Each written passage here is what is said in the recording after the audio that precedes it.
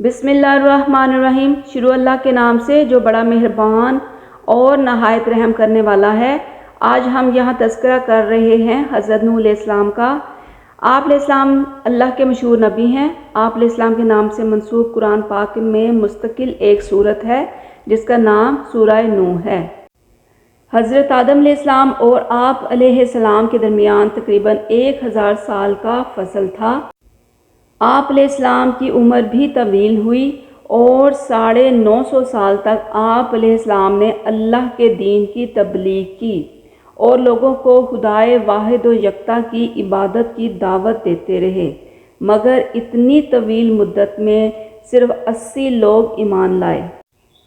جب آپ علیہ السلام کو حق تعالیٰ کی طرف سے بتلا دیا گیا کہ جو لوگ ایمان لانے والے تھے لا چکے، اب کوئی اور ایمان نہ لائے گا، تو مایوس ہو کر آپ علیہ السلام نے اس خیال سے بد دعا کی کہ یہ گمراہ لوگ دوسرے لوگوں کو گمراہ کر دیں گے۔ حق تعالیٰ کی طرف سے آپ علیہ السلام کو کشتی بنانے کا حکم ہوا۔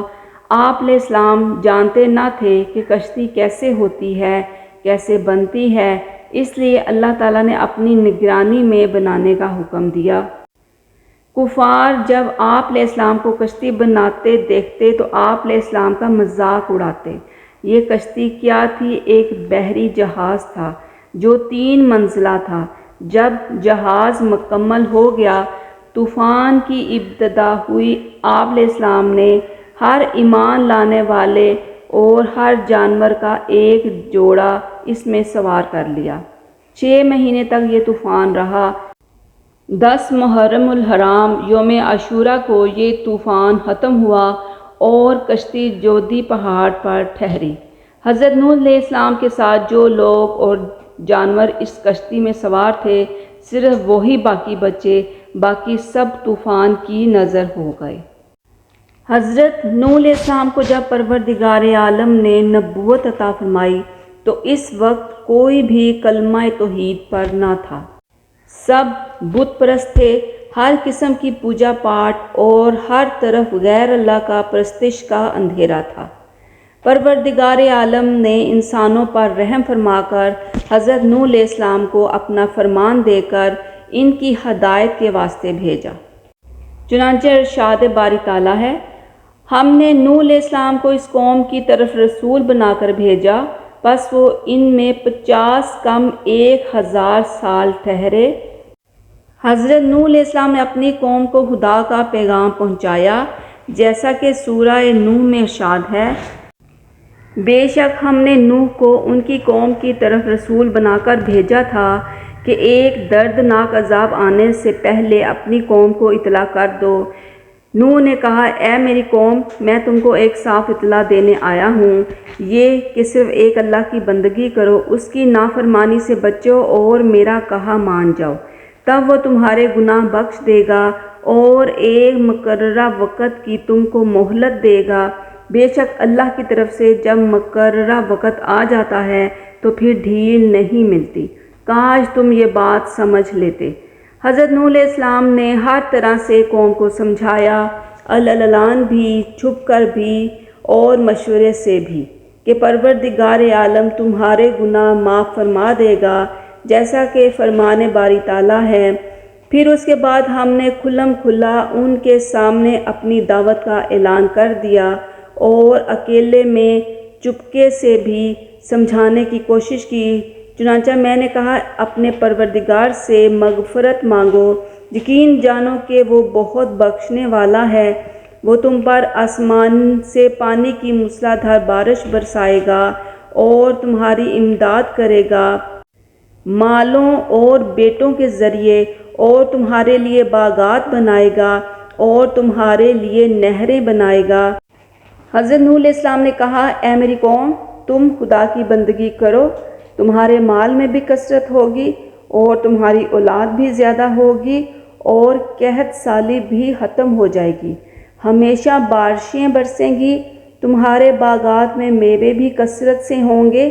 تم خداوند کریم پر اعتقاد رکھو، خدا کا شکر کرو، خداوند تعالیٰ تمہارے واسطے کیسے مضبوط آسمان بنائے اور سورج چاند ستارے سب کچھ تمہاری خاطر پروردگار عالم نے بنائے۔ حضرت نوح علیہ السلام نے بڑی نرمی سے خدا کا پیغام لوگوں کو پہنچایا، لیکن لوگوں نے اس کو جھٹلایا اور ان کی بات کو نہ مانا۔ صدہا برس اسی طریقے سے گزر گئے، کتنی ہی پشتیں بدل گئیں۔ جو آدمی ان بدبختوں کے موت کے وقت ہوتا تو وہ پچھلوں کو وصیت کرتا کہ خبردار، نوح علیہ السلام کی بات نہ ماننا اور اپنے باپ دادوں کا طریقہ نہ چھوڑنا، یہ بڈھا دیوانہ ہو گیا ہے، ہماری عمریں گزر گئی ہیں، جھوٹے وعدوں سے ڈراتا ہے، اس کا کوئی وعدہ سچا نہیں ہوا۔ حضرت نوح علیہ السلام کی حقارت کے در پہ چھوٹے چھوٹے بچوں کو پیچھے بھیج دیتے تاکہ وہ ہنسی مذاق اڑاتے رہیں، اور وہ بدبخت پتھروں سے اس قدر مارتے کہ آپ کے بدن مبارک سے اور چہرے سے خون بہتا۔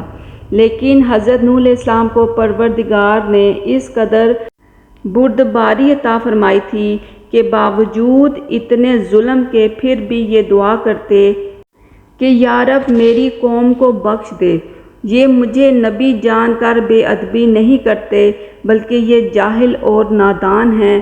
پھر بھی قوم نے نہ مانا، کہنے لگے کہ تیرے تابعداروں میں کوئی مالدار نظر نہیں آتا، بلکہ جو ہم میں ذلیل اور حقیر ہیں وہی تیرے تابعدار ہیں، اور ہم نہیں دیکھتے واسطے تمہارے اپنے اوپر کوئی بڑائی، بلکہ ہم گمان کرتے ہیں تجھ کو جھوٹا۔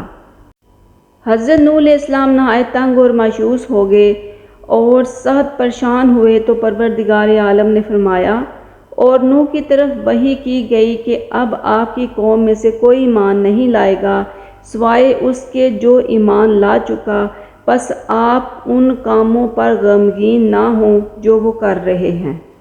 جب حضرت نوح علیہ السلام لوگوں کی ہدایت سے نا امید ہو گئے اور پروردگار عالم نے بھی وحی کے ذریعے اطلاع دے دی کہ اب ان میں کوئی ایمان نہ لائے گا، پھر حضرت نوح علیہ السلام نے بھی بد دعا کے لیے ہاتھ اٹھائے جیسے کہ فرمان باری تعالیٰ ہے، اور نوح نے عرض کیا کہ اے رب، آپ زمین پر کافروں سے بسا ہوا ایک گھر بھی باقی نہ رہنے دیں، اگر آپ ان کو یہاں رہنے دیں گے تو یہ آپ کے بندوں کو بھی گمراہ کریں گے، اور ان سے جو اولاد ہوگی وہ بھی بدکار اور پکی کافر ہی ہوگی۔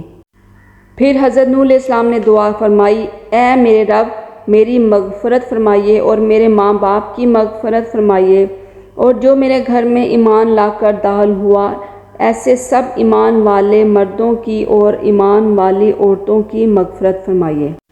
جی تو ناظرین، یہ تھا سرسری سا جائزہ حضرت نوح علیہ السلام کی زندگی کا۔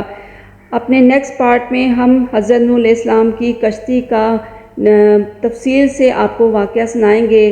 اگر آپ کو ہماری یہ ویڈیو پسند آئی ہو تو اسے لائک کر دیں اور سبسکرائب کر دیں اور بیل آئیکن کو پریس کر دیں تاکہ ہماری ہر نئی آنے والی ویڈیو سب سے پہلے آپ کو موصول ہو۔